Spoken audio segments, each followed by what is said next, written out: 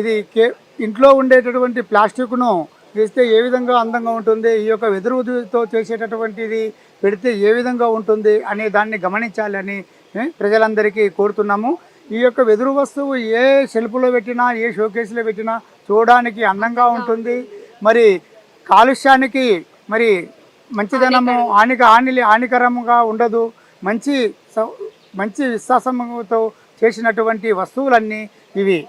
ఈ కేవలము ఈ యొక్క గుడిసె, ఈ యొక్క గుడిసె భాగంలో ఏ విధంగా ఉంటుందంటే, ఈ గుడిసె ఏ విధంగా ఉంటుందో మనము నివసించడానికి కూడా అటువంటి కుటీర పరిశ్రమలు ఉండేటటువంటి ప్రజలందరికీ కూడా ఈ యొక్క గుడిసెల్లో నివసించేటటువంటి ఉన్నటువంటి వారు మరి ఎలాంటి రోగాలు రాకుండా మరి మంచి సుఖ సంతోషంతో ఉండగలుగుతున్నారు. ఎందుకంటే ఇప్పుడు కొంతమంది చాలామందికి ఈ మంచి మంచి ఆఫీసర్లు కూడా ఇండ్లపైన అప్స్టైర్ పైన ఈ యొక్క వెదురుతో తయారు చేసినటువంటి ఇండ్లను వేసుకొని వారు కనీసం ఉన్న ఒక గంట సేపు అయినా ఉండే ఉద్దేశంతో ప్రశాంతంగా ఉండాలని గడపాలని ఈ యొక్క వేసులు కలగజేసుకుంటున్నారు. బాగా ఉంది మేడం. మేము చేసినటువంటి వస్తువులన్నింటి కూడా మనకి మేము సగమైన ధరల్లో అనుకూల పరిస్థితుల్లో నడుస్తున్నవి, సెల్ అవుతున్నవి. ఇంకా కొన్ని చూపిస్తారా మాకు? చాలా చేశారు కదా, బైక్ అలాంటివి ఉన్నాయి మేడం. ఇది వ్యవసాయదారులు మరి ఎడ్ల బండ్లను ఏ విధంగా ఉంటుందో ఆ ఎడ్ల బండ్లతోనే కాకుండా ఈ ఇండ్ల బంధు కానీ ఇంట్లో కానీ మరి షోకేస్ పెట్టుకోవడానికి ఈ యొక్క ఎడ్ల బండిని తయారు చేయడం జరిగింది మేడం. ఇప్పుడు జనరేషన్ పిల్లలకి ఎడ్ల బండి అంటే తెలియదు.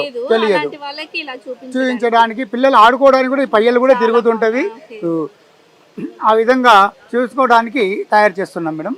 మరి అదేవిధంగా ఈ యొక్క స్కూటర్ను ఈ యొక్క స్కూటర్ను కూడా మరి వినుముతో చేసినటువంటి స్కూటర్లు ఏ విధంగా ఉంటావో మరి ఈ యొక్క స్కూటర్ కూడా ఇంట్లో పెడితే మరి చిన్న పిల్లలు కూడా ఆడుకోవడానికి, ఆడిపించడానికి కూడా రావడానికి ఈ యొక్క పయ్యలు తిరగడానికి కూడా మేము తయారు చేసి ఈ యొక్క వస్తువులన్నింటినీ కూడా విక్రయిస్తున్నాం మేడం.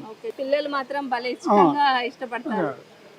అదేవిధంగా మరి ఈ యొక్క బుల్లెట్, ఈ యొక్క బుల్లెట్ను కూడా ఈ వాహనాలు ఏ విధంగా ఉంటావో ఆ విధంగానే ఈ యొక్క బుల్లెట్ను కూడా తయారు చేయడం జరిగింది.